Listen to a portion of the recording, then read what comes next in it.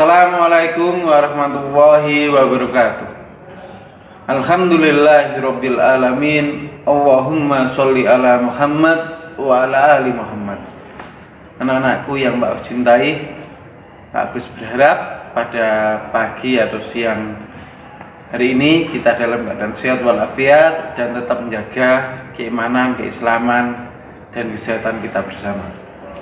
Anak-anakku yang Pak Agus cintai, kali ini Pak Agus hadir kembali untuk menjelaskan tentang pendidikan bahasa Arab, terutama materi al-fi'lu atau dalam bahasa Indonesia kita kenal kata kerja.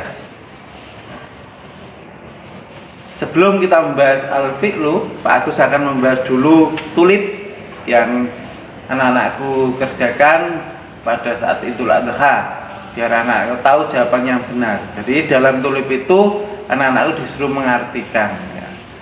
Mengartikan kata dan mengartikan kalimat, ya.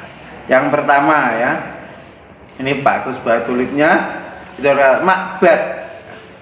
Makbad itu artinya candi. Yang kedua, madhab.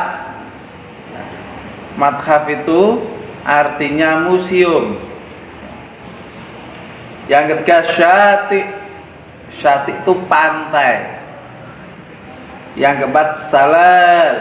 Salal itu air terjun. Yang kelima, jabal. Jabal itu gunung. Yang terakhir, kata Madinah. Madinah itu kota. Jadi dalam materi bab 1 memang kita membahas al-utlah madrusiyah, liburan sekolah. Jadi kosakata yang ada di sini itu berhubungan tentang tempat-tempat liburan, ya. Mungkin ada yang di pantai, syati, di candi, makbad, di museum, madhab, di air terjun, salal, di gunung, jabal, di kota Madinah. Ini kata-kata yang harus dipahami. Dan Pak Agus yakin karena tulip banyak dapat nilai 100 ya anak-anakku, karena boleh buat buku. Yang kedua kita akan membahas tentang kalimat, ya. Ini susunan kalimat dalam bahasa Arab dan diartikan. Yang pertama, ana dhahabtu ilal qaryah. Ana, saya. Ini kata ganti orang. Dhahabtu, pergi. Ila, ke. Al qaryah, desa. Kalau digabung, saya pergi ke desa. Yang kedua, anti dhahabti ilal Madinah. Anti, kamu perempuan. Jadi dalam bahasa Arab itu memang dibedakan, ya. Kalau di dalam bahasa Indonesia kamu ya bisa untuk laki-laki, untuk perempuan, tapi dalam bahasa Arab beda. Kamu yang ditunjuk laki-laki itu anta, kalau kamu yang ditunjuk itu perempuan itu anti. Kamu perempuan, dhahabti, pergi, ilal Madinah, ilah, ke Madinah, kota. Jadi kalau digabung, kamu perempuan pergi ke kota. Yang ketiga, ya, anta dhahabta ilal ma'bad. Anta, kamu laki-laki, ya. Dhahabta, pergi, ila, ke ma'bad. Ma'bad itu candi. Jadi kamu seorang laki-laki pergi ke candi. Yang terakhir, nahnu. Nahnu itu kita. Dhahabna, pergi, ila, ke al-madrosah, ya, sekolah. Jadi kita pergi ke sekolah, ya. Saat ini tidak, kalau arti ini kita pergi ke sekolah. Saat ini belum boleh karena masa pandemi. Ya, inilah jawaban dari tulip yang kemarin Pak Agus kasihkan. Dan ini biasanya sering keluar mengartikan, itu salah satu kompetensi dalam bahasa, ya. Makharo kalam itu berbicara, makharo kiroah, ya. Dalam membaca ada makharo istima', ya, mendengarkan, ya. Dan ada lagi makharo-makharo yang lain. Makharo itu kompetensi. Jadi dalam bahasa ada 4 kompetensi, dan kita kali ini membahas mengartikan ini bagian dari kompetensi menulis, makharo kitabah. Dan anakku, ini sudah dikumpul, sudah Pak Agus koreksi. Alhamdulillah banyak benar.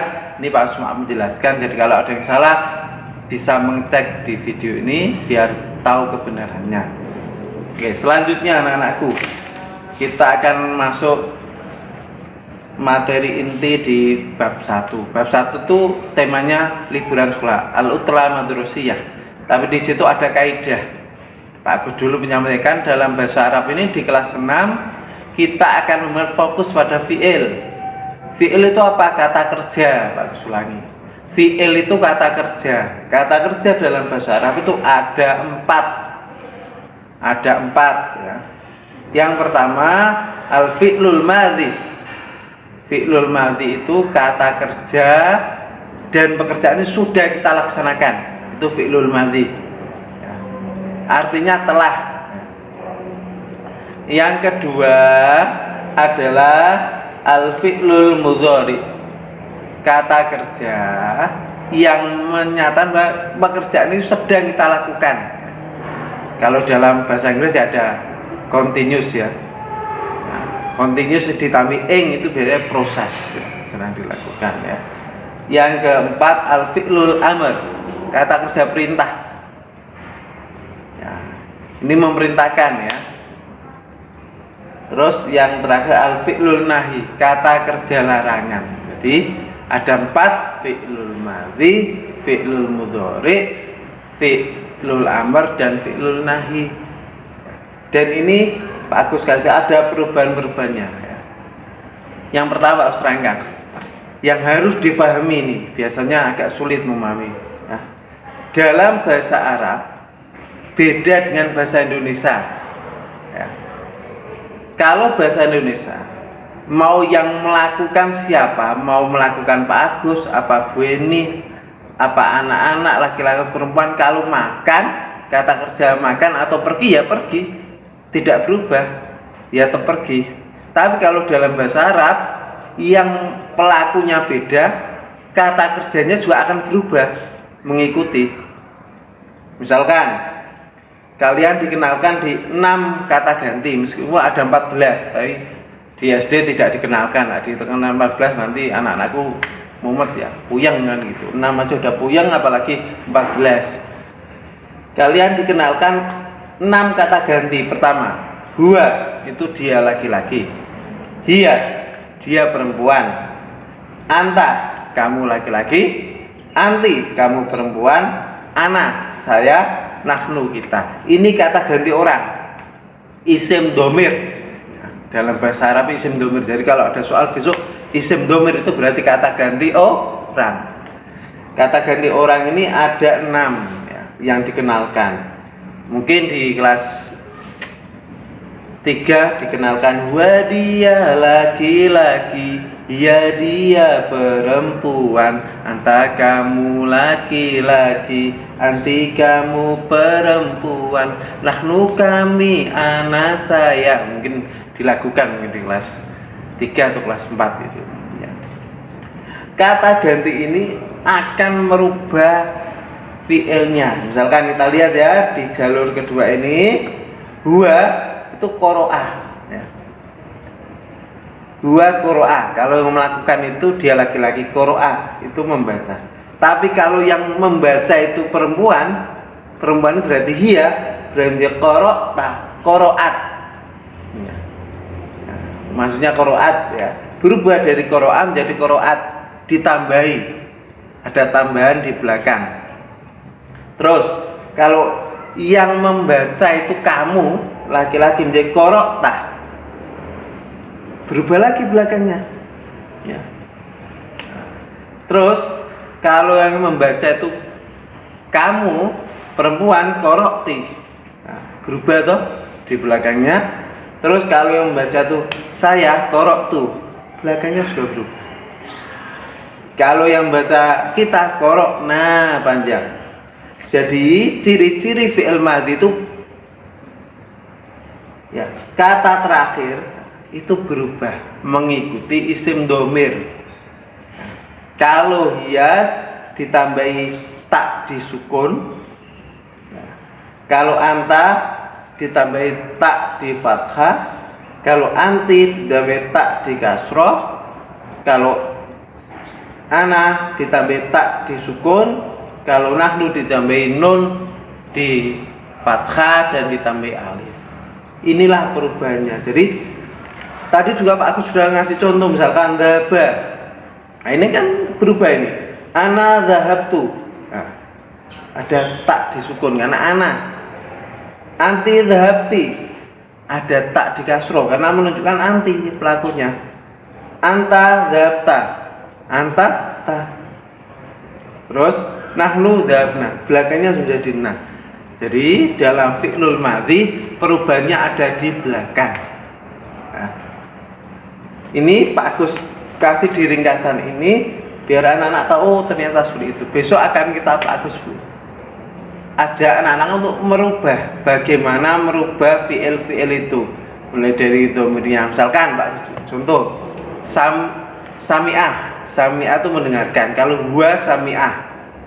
Kalau hiya sami'at. Kalau anta sami'tah, kalau anti sami'ti, kalau ana sami'tu, nahnu sami'na. Lihat belakangnya berubah toh, mengikuti. Contoh lagi Pak Agus contoh yang gampang-gampang biar anak-anakku paham. Kataba, ya, kataba itu menulis artinya. Kalau huwa dia laki-laki yang menulis kataba. Kalau hiya katabat. Kalau anta katabta. Kalau anti katabti. Kalau ana katabtu.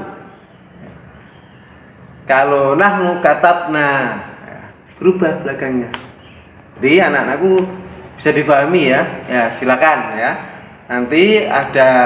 Nanti Pak Agus suruh mengerjakan di LK lembar kerja yang ada di buku paket itu ada perubahan fi'il, tolong dilengkapi.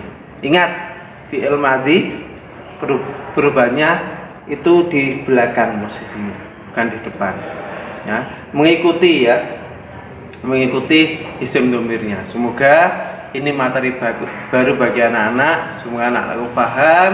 Kalau tidak paham diulang kembali videonya, dan kalau paham materi ini insya Allah penilaian harian insya Allah bisa dapat nilai 100 lah. Karena yang banyak keluar di samping mufrodat yang sudah Pak Agus berikan, qiraah dan khiwar, ini juga bagian terpenting, menguasai kaidah bahasa Arab. Cukup dari Pak Agus, kurang lebihnya minta maaf.